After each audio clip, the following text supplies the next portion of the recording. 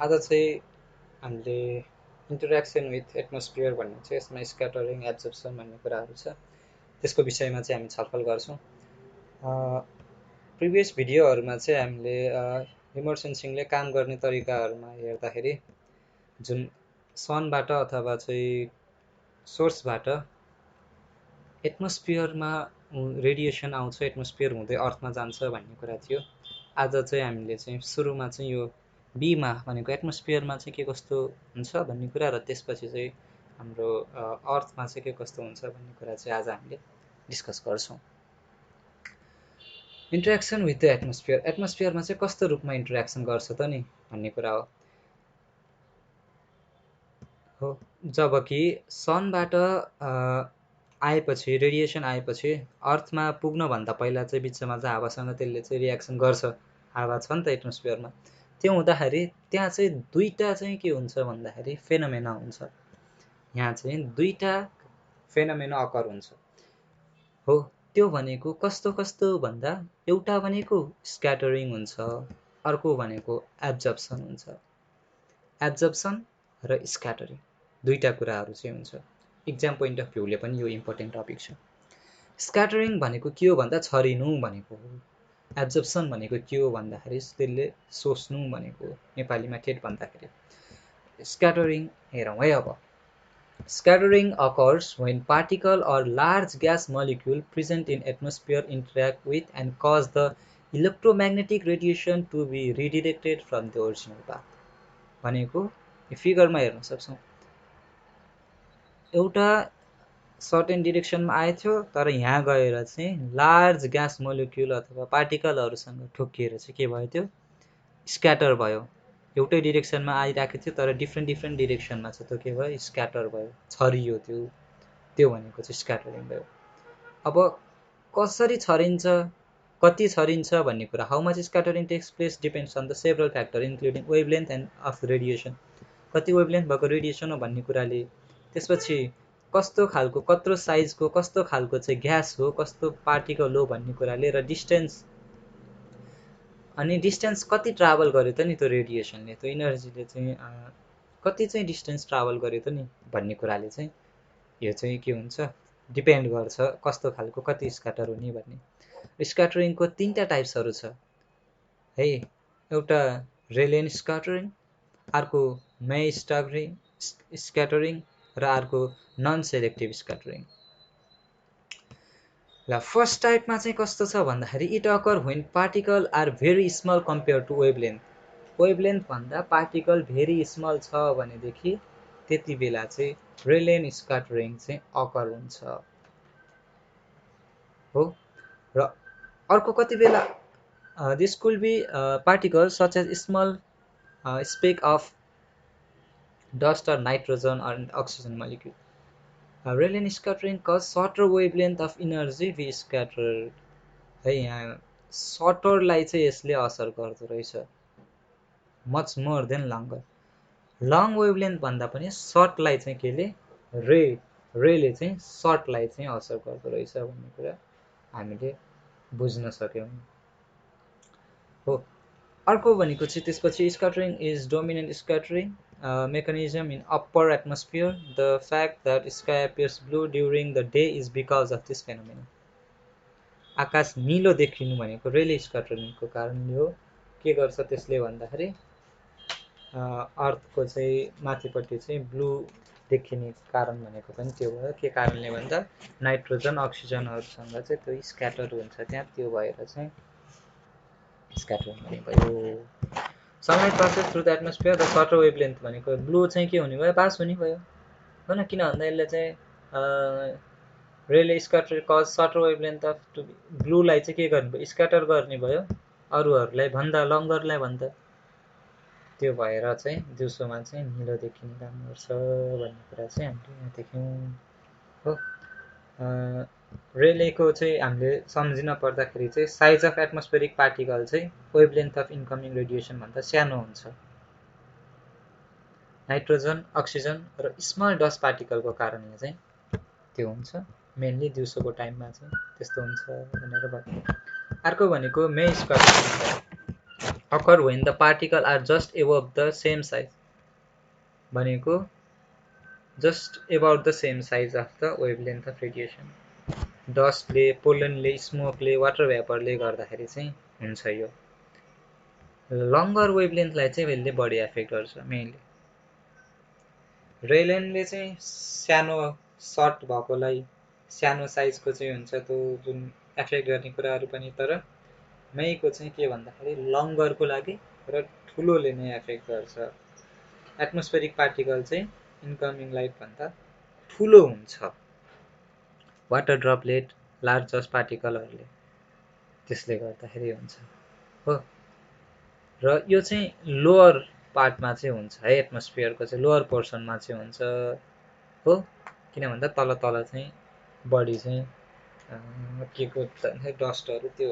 Larger पार्टिकलहरू चाहिँ तल तल हुन्छ यो दुईटाको डिफरेन्स अथवा चाहिँ सर्ट नोट भन्ने स्क्याटरिङको टाइपमा चाहिँ आइराखेको क्वेसन छ त्यो भएर हामीले बुझिसक्यौँ दुईटा टाइपको चाहिँ हेरिसक्यौँ अब थर्ड टाइपमा चाहिँ हामी जाँदैछौँ के भन्दाखेरि non selective scattering this occur when particles are much larger than wavelength of the radiation wavelength भन्दा लार्जर छ एकदमै ठुलो छ भनेदेखि के हुन्छ भन्दा नन सेलेक्टिभ भनेको चाहिँ स्क्याटरिङ हुन्छ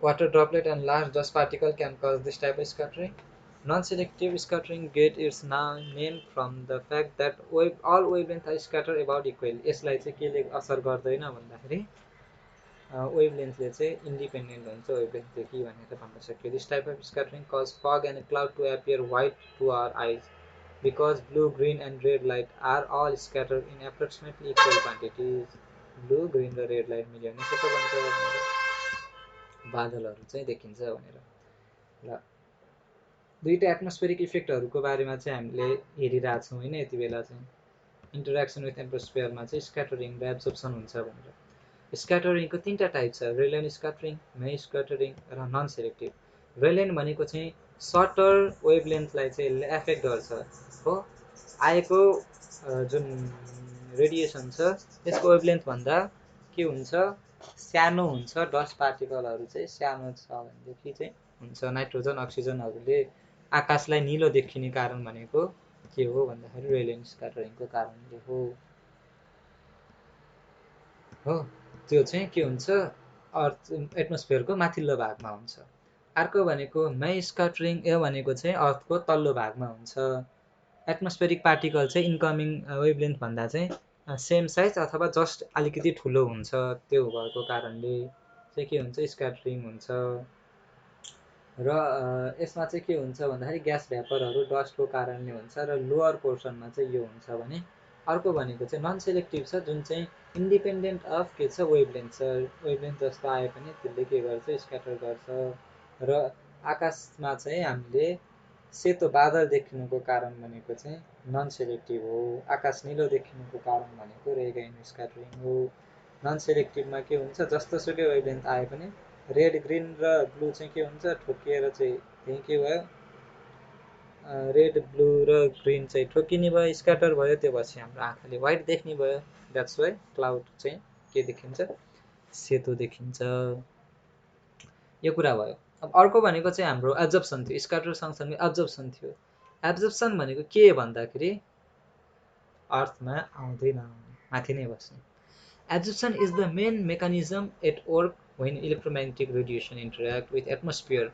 In contrast to scattering, the phenomenon causes molecules in the atmosphere to absorb energy at various wavelengths. Ozone, carbon dioxide, and water vapor are three main atmospheric constituents which absorb radiation. ओजनले वाटरको भेपरहरूले र carbon डाइअक्साइडले चाहिँ के गर्छ absorb गर्छ absorption भनेको के भन्दाखेरि माथि र तल स्क्याटर भनेको चाहिँ छरिने हो छरिएर आउने हो एब्जर्प्सनले चाहिँ तल आउँदै आउँदैन माथि नै बस्छ ozone serve to absorb the harmful ultraviolet radiation from the earth without this protective layer in atmosphere our skin will be burn यो त हामीलाई थाहा छँदैछ ओजनले गर्दा नै हामी जोगिए छौँ भनेर र CO2 चाहिँ के गर्छ भन्दाखेरि चाहिँ ग्रिन हाउस ग्यास भन्ने पनि थाहा छ CO2 ले इन्फ्रारेडलाई चाहिँ के गर्छ भन्दाखेरि एब्जर्ब गरेको हुन्छ त्यो कारणले चाहिँ यसले चाहिँ थर्मल हिटिङ पृथ्वीको तापक्रम चाहिँ बढाइराखेको छ कार्बन डाइअक्साइडले ग्रिन हाउस ग्यासले भन्ने कुरा चाहिँ हामीले पढेका छौँ। हो ट्र्याप के गर्छ यसले भन्दाखेरि हिटलाई चाहिँ ट्र्याप गर्छ। ओजनले हार्मफुललाई ट्र्याप गर्छ, हार्मफुल युभीलाई चाहिँ के गर्छ भन्दाखेरि एब्जर्ब गर्छ। CO2 ले हिटलाई ट्र्याप गर्छ भने वाटर भ्यापर छ, water vapour absorb income low infrared and short wave microwave radiation. Short wave भएको माइक्रोवेभ रेडिएसनलाई चाहिँ के गर्छ एब्जर्ब गर्छ वाटर भ्यापरले। Water vapour in atmosphere incoming absorbs long wave infrared and short wave microwave. Long wave infrared र short wave माइक्रोवेभलाई चाहिँ के गर्छ यसले भन्दाखेरि एब्जर्ब गर्छ। The presence of water vapor in the lower atmosphere varies from location to location. यो कुरा त थाहा छ हामीलाई भइहाल्यो। Because of this gas absorb electromagnetic energy in very specific region of the spectrum. They influence where we look for the we can look for the remote sensing purpose. Those areas of spectrum which are not solely influenced by atmospheric absorption and thus are useful for remote sensing are atmospheric windows. यो term चाहिँ एकदम important term हो। Atmospheric windows झ्याल भनेको के हो? भित्ता हुन्छ, भित्ताबाट बाहिर जान मिल्दैको हुँदैन, बाहिर हावा जाँदैन, तर झ्यालबाट बाहिर जान्छ नि, जान मिल्ने एउटा चाहिँ पाथ जस्तो भनौँ न। त्यस्तै हो यहाँ एटमोस्फेरिक विन्डोज भनेको पनि, जसलाई एब्जर्प्सनले स्क्याटरिङले असर गरेको हुँदैन। त्यो चाहिँ के भयो भन्दाखेरि विन्डो भयो, एटमोस्फियरको window. Those area of spectrum which are not solely influenced by atmospheric absorption and thus are useful to remote sensor are atmospheric windows. By comparing the characteristics of two common energy radiation sources with atmospheric window available to us, we can define those wavelengths we can use more effectively for remote sensing. The visible portion of the spectrum to which our eyes are most sensitive correspond to both an atmospheric window and the peak energy level of the sun. Note also that heat energy emitted by Earth corresponds to window around 10 μm in the thermal IR portion of the spectrum, while the large window of wavelength beyond 1 mm is associated with the microwave region. यो कुरा खासै धेरै चाहिँदैन, मुख्य कुरा जान्न पर्ने भनेको चाहिँ एटमोस्फेरिक विन्डो भनेको के हो भन्ने कुरा चाहिँ मुख्य कुरा चाहिँ हामीले थाहा पाउनुपर्ने कुरा हो। यसैमा चाहिँ एटमोस्फेरिक विन्डोमा नै युभी रेन्जको चाहिँ युभीको चाहिँ भिजिबल 0.30 देखि 0.75 मिलियन, नियर आइआरको चाहिँ 0.77 देखि 0.90, सर्ट वेभ आइआरको चाहिँ 1 देखि 1.2, 1.9 देखि 1.34, थर्मलको 3.50 देखि 4.16, 4.50 देखि 5, 8 देखि 9.2, 10.2 देखि 12.4, 17 देखि 22, योहरू चाहिँ के छ भन्दा एटमोस्फेरिक विन्डोजहरू छ। यो टपिक पनि हामीले सक्यौँ। अब नेक्स्ट टपिक भनेको हामी चाहिँ रेडिएसन, अघि बीको कुरा गर्थ्यो, अब सीमा जान्छौँ हामी। यहाँ चाहिँ हामीले रेडिएसन टार्गेट इन्टरेक्सन अथवा अघि चाहिँ हामीले बीको डिस्कस गर्यो एटमोस्फियरमा के कस्तो हुन्छ भनेर। एटमोस्फियरमा के भयो, एउटा चाहिँ स्क्याटर भयो, अर्को एब्जर्प्सन भयो, दुईटा कुरा भयो र एब्जर्प्सन नहुनेलाई हामीले के भन्यो भन्दाखेरि विन्डो पनि भन्यो हो, एटमोस्फेरिक विन्डो भन्यो। स्क्याटरिङ के भयो, तीनटा टाइपको भयो, रेलिन, अनि त्यसपछि नाइ र अनि अर्को चाहिँ के भन्दाखेरि जसलाई चाहिँ एफेक्ट नगर्ने भनेको नन सेलेक्टिभ। अनि अर्को भनेको चाहिँ के भयो भन्दाखेरि हामीले चाहिँ एब्जर्प्सन चाहिँ ओजनको कारणले, कार्बन डाइअक्साइडको कारणले एब्जर्प्सनहरू चाहिँ हेऱ्यौँ, वाटर भ्यापरको कारणले।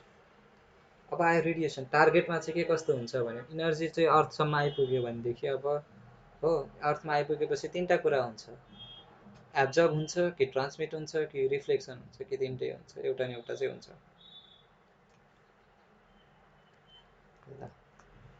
वेभलेन्थमा चाहिँ डिपेन्ड गर्छ है, के छ भने र म्याटर कस्तो खालको मेटेरियलमा भएको छ भने।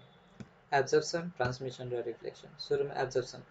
Absorption occurs when radiation or energy is absorbed into target, while transmission occurs when radiation passes through target. Reflection occurs when radiation bounces off target and is redirected. In remote sensing, we most interested in measuring the radiation reflected from the target. Absorb भएको transmit भएको भन्दा नि reflect भएको किन भन्दाखेरि अर्थमा आएको ठोक्किएर reflect भएर सेन्सरमा गएपछि बल्ल त्यसको चाहिँ के हुने हो हामीले चाहिँ थाहा पाउने हो त्यो भएको कारणले चाहिँ हामीले चाहिँ रिफ्लेक्सन चाहिँ हाम्रो चाहिँ बढी मुख्य चाहिँ यहाँ चाहिने कुरा हो in remote sensing we most interested in the measuring the reflected from radiation reflected from the target. We refer to two types of reflection which represent the two extreme end of the wave in which energy is reflected from the target. Specular reflection and diffuse reflection. दुईटा टाइपको reflection हुन्छ specular र defuse specular भनेको चाहिँ mirror like reflection जस्तो कि smooth सर्फेसमा हुन्छ राम्रो सर्फेसमा हुने भनेको स्पेकुलर जो चाहिँ अलमोस्ट आए जति आए त्यति नै चाहिँ के जान्छ फेर्दा जान्छ डिफ्युज भनेको चाहिँ कस्तो भन्दाखेरि रफ सर्फेसमा हुन्छ हो भनेको रिफ्लेक्सन त हुन्छ तर के हुन्छ भन्दाखेरि युनिफर्मली हुँदैन के सबै डिरेक्सनमा surface is rough and energy is reflected almost uniform direction. Most Earth surface feature lie somewhere between perfectly specular and perfectly diffuse reflector. त्यो कुराहरु त भइहाल्यो फिगर हेरे नि भयो हामीले हेर्न सक्यो यो माथिल्लो यो फिगरमा चाहिँ पर्फेक्टली स्पेकुलर छ जुन चाहिँ रिफ्लेक्ट भएको छ यसमा चाहिँ के भएको छ भन्दाखेरि छरिएको छ Whether a particle target reflects specularly or diffusely or somewhere between depends on the surface roughness of the surface in comparison to wavelength. Surface roughness कति छ भन्ने कुरामा चाहिँ फरक पर्ने भयो. If wavelengths are smaller than the surface, the variation or the particle size, the make of surface diffuse reflection will dominate. भनेको चाहिँ यदि वेभलेन्थ चाहिँ सानो छ भनेदेखि जुन सर्फेस भेरिएसन र पार्टिकल साइज भन्दा त्यो भएन डिफ्युज हुन्छ भने अर्को छ भनेदेखि चाहिँ के हुने भयो भन्दा स्पेकुलर हुने भयो त्यो कुरा सकियो लिकमा कस्तो हुन्छ ठोकियो आरबिजी नै हो आउने इन्फ्रारेड चाहिँ जाने भयो ग्रिन पनि जाने भयो इन्फ्रारेड हामीले देखिन्न ग्रिन चाहिँ देखिन्छ त्यही भएर रुखहरू हरियो हुन्छ भने पानीमा के भयो इन्फ्रारेड आरबिजी सबै आउँछ हो तर आइआर चाहिँ हाम्रो आँखाले देखिन्न ग्रिन र रेड भन्दा ब्लू चाहिँ के हुन्छ भन्दाखेरि हामीलाई चाहिँ के हुन्छ एब्जर्ब के भन्छ सर्टर वेभलेन्थ चाहिँ हामीले के गरिन्छ देखिन्छ longer wavelength visible and near infrared is absorb more by water body चाहिँ एब्जर्ब गर्छ तर ब्लू चाहिँ थोरै एब्जर्ब गर्छ त्यही भएर ब्लू निलो के अरे पानी निलो देखिन्छ अर्को के को आयो वाटर र भेजिटेसनको भयो यही कुराहरू चाहिँ हामीले चाहिँ सरेर भन्यौँ यही नै भयो आजको टपिक चाहिँ हामीले कम्प्लिट गर्यौँ